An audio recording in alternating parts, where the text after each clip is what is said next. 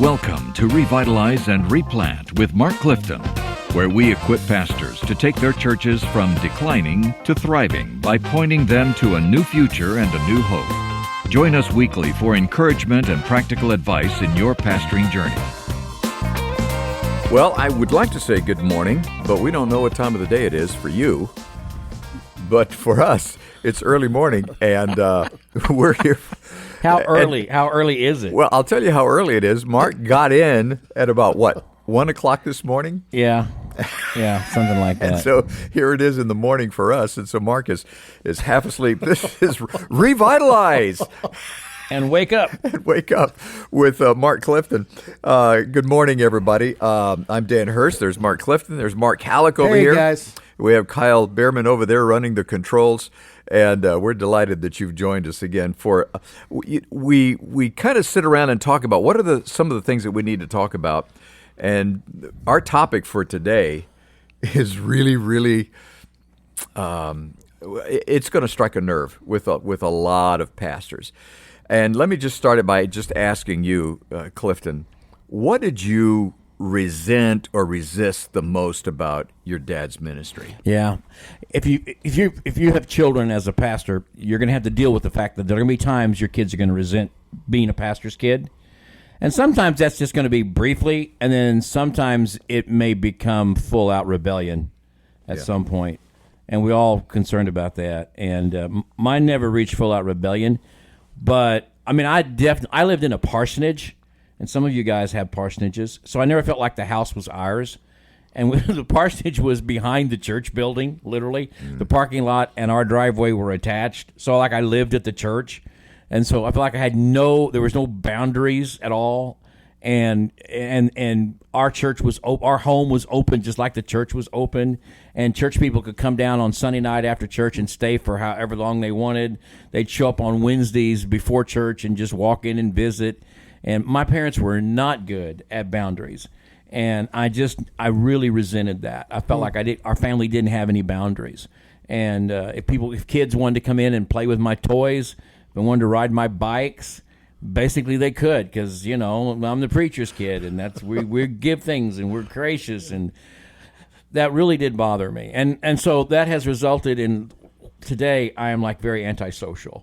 And so we're going to blame them. So people think, did Clifton, did he just walk away? Doesn't he want to be with people? Like, no, I really don't. It scarred me for life. So but no, it was that lack of boundaries that we had. And, part of that was cultural in the 60s and 70s, especially, my parents pastored in the 50s. Pastor didn't have boundaries. Mm-hmm. We didn't talk about it. He was 24/7, and if people needed something, they came. And so that was the issue with me. Really, in my issue, it was not the church people. They loved me, and I loved them, and I never resented going to church or engaged in church. I resented the fact that I felt like we didn't have safe boundaries in our family. Mm-hmm. And let's be honest. Can we just be honest? Let me be honest, because it's been a long time, and all these people are dead now. But The ones that really did not respect boundaries were people who had poor interpersonal skills. Oh, right. People who were the people in our churches that were, had good interpersonal skills. They understood. Hey, we don't just show up at the Clifton's house whenever. Right. But when you've got people who have high emotional needs, poor interpersonal skills, terribly needy, they're the ones that cross the boundaries, and so. That became very difficult for me. For me, it was resenting the fact that I had to be the model kid, in church. You were the model kid? I was supposed to be. Well, I don't want to know about your siblings. It didn't quite work out that way, but we were supposed to be the model kids for the church. And I resented that because Guillermo could do anything he wanted to.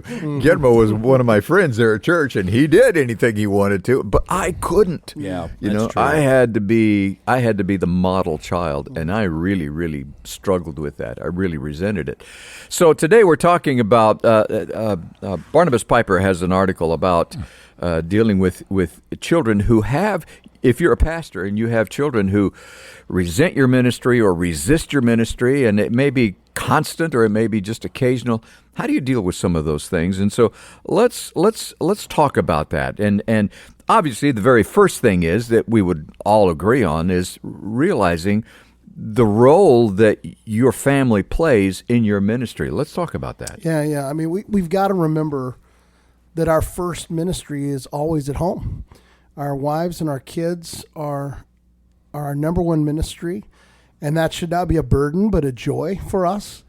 I also think we need to remember in some ways, listen, if you can't shepherd your home well, you're not qualified actually to shepherd the church. And that may sound But harsh. that doesn't mean that your family has to be totally functional for you to be able to say, okay, now I have the right to pastor. Right.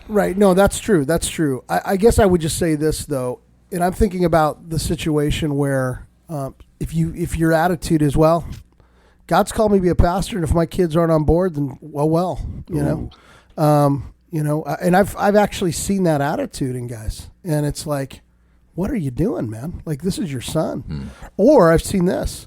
I've seen pastors spend more time and energy pouring into kids of other parents than they do their own kids.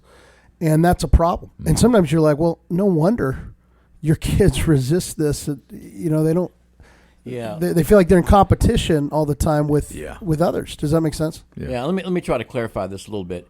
Lead your family well is what we're supposed to do. Yeah. So hopefully you've got some deacons or elders in your church that can look at your life and say, Hallock, you're leading your family well. You may have a rebellious son. Mm-hmm.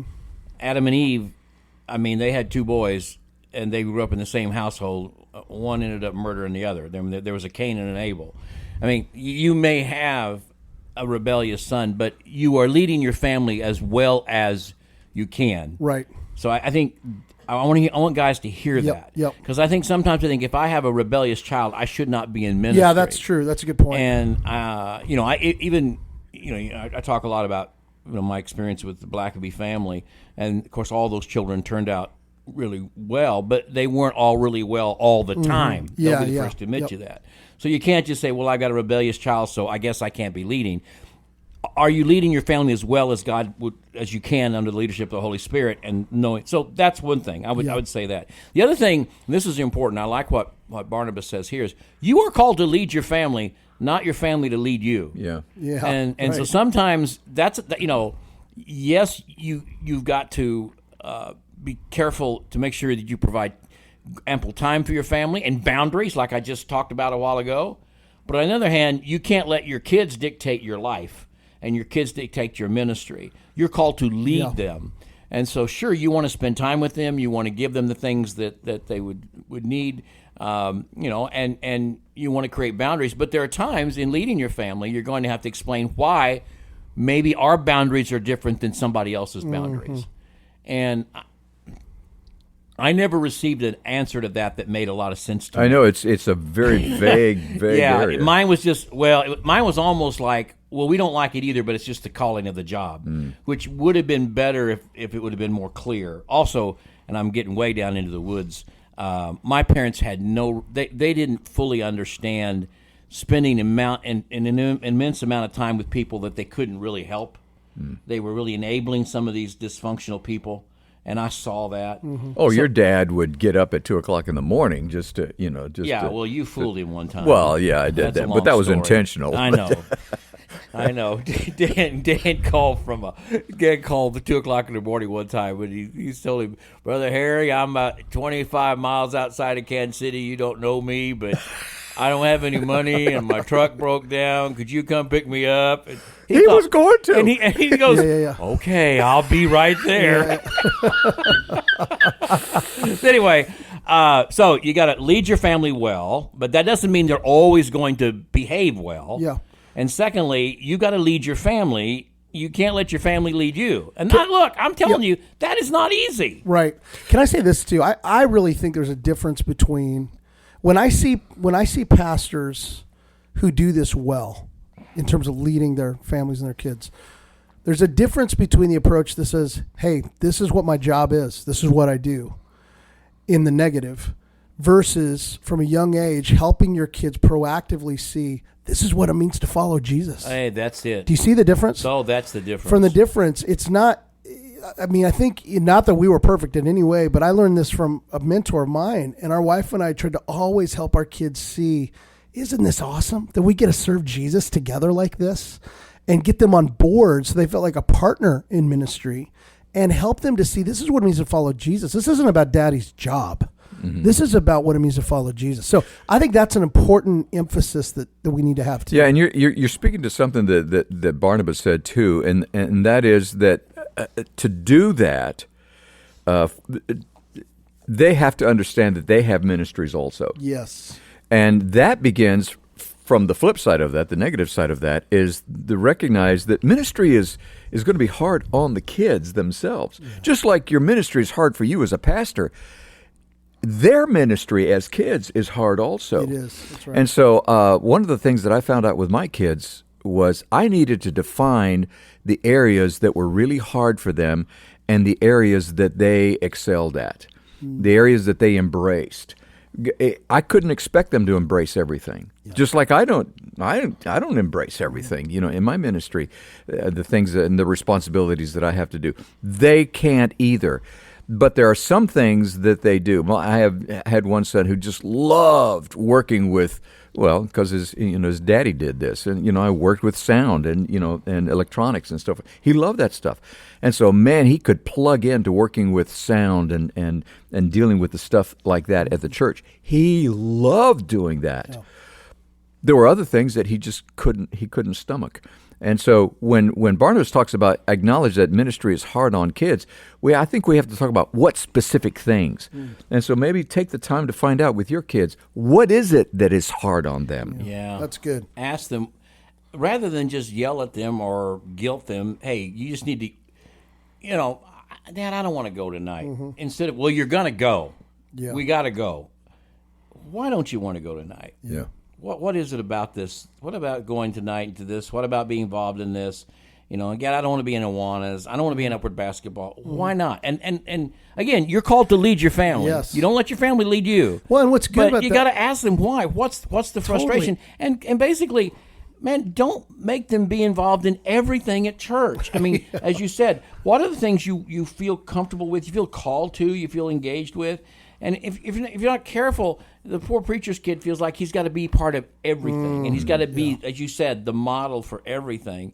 And just help them understand, man, it is hard. We do live in it. But again, as you said, Mark, there's amazing benefits. This is eternal work. It's work about Jesus. It's work about the kingdom.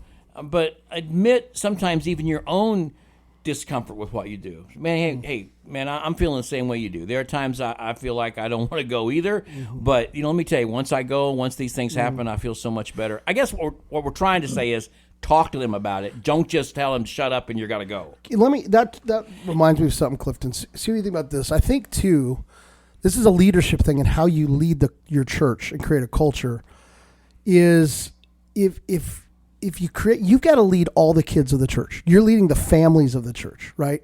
And so instead of, hey, bud, like you don't need to come to everything, I think you need to help them see what you're saying to them is what you're saying to all the families. Does that make sense? Yeah. So in other words, our family is not unique to other Christian families in this church. And so when you're communicating, hey, here are the expectations in this church. We know you're busy. Right. You don't need to be expecting. You're never going to be led to feel guilty because you're doing this other stuff. Mm-hmm.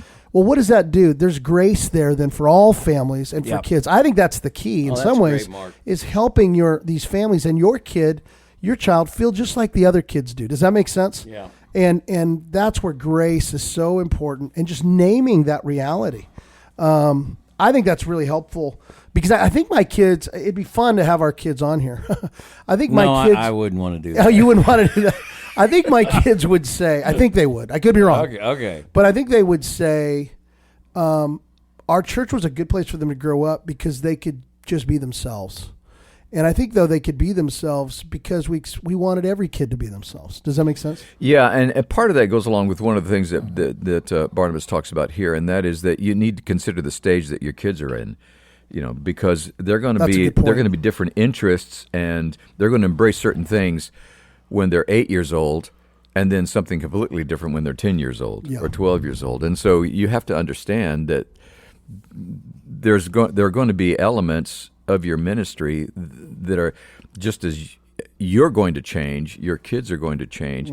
I was stunned when one of my kids decided that he wanted to work in helping the youth minister in teaching, Bible study. Interesting. He Yeah. didn't want to do the teaching. He wanted to facilitate it, to make sure that all the materials were ready, that everybody had all of the stuff that they had, that the handouts and everything. He took that as basically as a teacher's assistant or as a youth minister's assistant. He took that very seriously. When a few years before that, he didn't even want to go to church. Yeah. He didn't want to be there at all. But there are different stages that That's a good your kids word. go through. That is good. Kids can be moody, and like Sure. you can be moody, and there are stages of excitement, and don't overreact to that. I suppose is what we're trying to say. That's a good word. I think it was Mark Twain that said, when a kid gets to be 12, you put them in a barrel and you feed them through a hole, and then they get to be 15. You stop up the hole until they're 18. Yeah. I mean, they can go through some really strange changes in Yep. those teenage years, those years, middle school years, and don't overreact to those. I guess. Well, and honestly, that's a specific challenge. That what do you do when your son or daughter or both, who grew up in the church when they were little, get to youth group and they don't want to go to youth group? Right. Well, wait a second. Yeah. You're the pastor's kids, and you don't want to be part of youth group, and your youth group isn't very big. Yeah. But there's dynamics there. There's relation. I mean, that's a real challenge that I think, again, you've got to think through. That can be really hard. But I think how they approach that is there grace. I think so much of this comes back to unrealistic expectations that sometimes we place on kids. And asking them, why don't you want Yeah, to go? what's going on there, bud? And then Yeah. value, if it's, hey, Dad, there's a girl there, and she broke up with me. Yeah, And yeah. there's only 6, 8 of us there, and it's really uncomfortable for me to be there. Give him some grace at that point, Yeah, man. yeah. Or something like that. You don't know what's going on in that regard. And I guess what we want to say here is lead your family well, but realize that doesn't mean they're always going to behave appropriately, but you're going to be consistent. Listen to them. Ask them why they're having these struggles. Create some healthy boundaries so they know their home is a safe place. Right? That's important. Yep. And then understand they go through stages just like you do. And don't overreact to every stage they go through. And give, as you said, don't put more expectations on them than you do other kids in your church. And hopefully you're gracious with that. And then lastly, I think find some outlets outside the church that are Christian outlets. When I was a teenager here in Kansas City, I really got into Kansas City Youth for Christ, all right? It was a big deal here in Kansas City. It wasn't your normal Youth for Christ. It was a different kind of event all by itself. Yeah. And so every Saturday night, they had this huge auditorium, and they filled it up every Saturday night with all kinds of great music and events, and they had all kinds of stuff. And so it was parachurch. I get that. But I could just be a normal kid there. Yeah. I wasn't a pastor's kid there. And I found that very rewarding. So maybe, especially when your kids can be teenagers, maybe there's some other youth groups. Maybe there's some parachurch, FCA, or other things like that. Encourage them to be part of those things, and that would be helpful, I think, as well. I think that's smart. That's I do. great. And then lastly, man, just pray for your kids. Love your kids. Be patient with your kids. But then the last thing that Barnabas does say is, if it's really a situation of complete rebellion and your family is disintegrating because of your ministry, step aside for a while. Don't sacrifice your family for ministry. That's so easy to say, isn't it? But it's so hard to do. I know. But it's life transforming. It is. And in a 20, 30-minute podcast, we can't tell you when to do that. Right. I can't tell you when your rebellious teenager is meaning you got to step away from ministry or not. Probably not. Every teenager is rebellious at some point. And but at the other hand, if it is a systemic problem in your family and it's going to completely destroy your family, then we said when we started this, that's your first ministry. Deal with it first, and then those other things second. Well, I think the idea of stepping away from the ministry has to be a positive step to make sure you have to know that by doing this, it's going to have a positive effect on your kid. And guys, hear me. so many pastors of great reputation have prodigal children. Because you have a prodigal child does not mean you are not worthy of ministry or you are disqualified from ministry if you've truly attempted to lead your family well. And that prodigal child may come back at some point. Hopefully they will if they've been truly regenerate. If they're not, hopefully they'll become regenerate. Well, I just want those guys listening to know you're not alone in this. Yeah, that's right. And Satan will attack your family, and he's going to attack your sense of leadership in your family, and all of those things.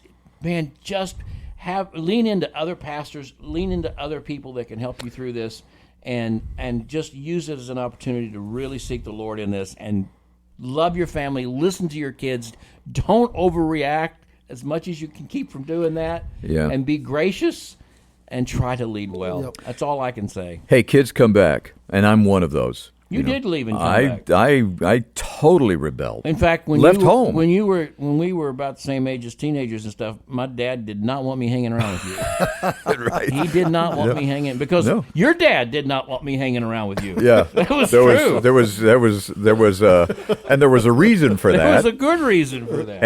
And so guys, it's really important to just take it from a guy who was one of those kids, rebellious kids. God's still at work in your kid's life. And just because he's not showing up doesn't mean that he's not at work. And I was one of those guys. And I left home. I left home when I was 13 years old. And I didn't get saved till I was 18. So, you can imagine the agony my parents had gone through.